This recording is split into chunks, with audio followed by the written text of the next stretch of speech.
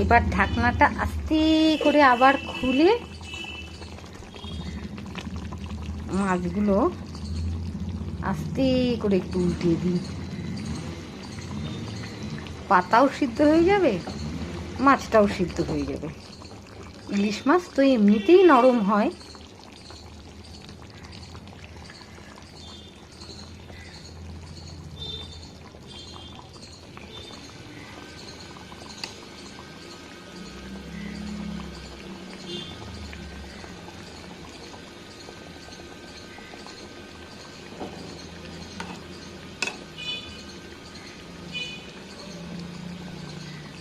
নিচের মাছগুলো উল্টাবো না, ওগুলো ওরকমই থাকবে।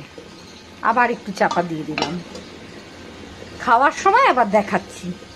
এবার ঢাকনাটা খুলে, হয়ে গেছে মাছ। ঢাকনাটা খুলে না একটুখানি সর্ষার তেল,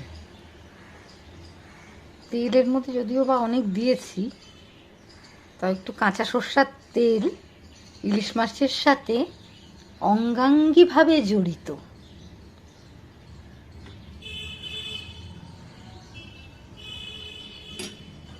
এবার চাপা দিয়ে রেখে দেবো, হয়ে গেছে আমার রান্না।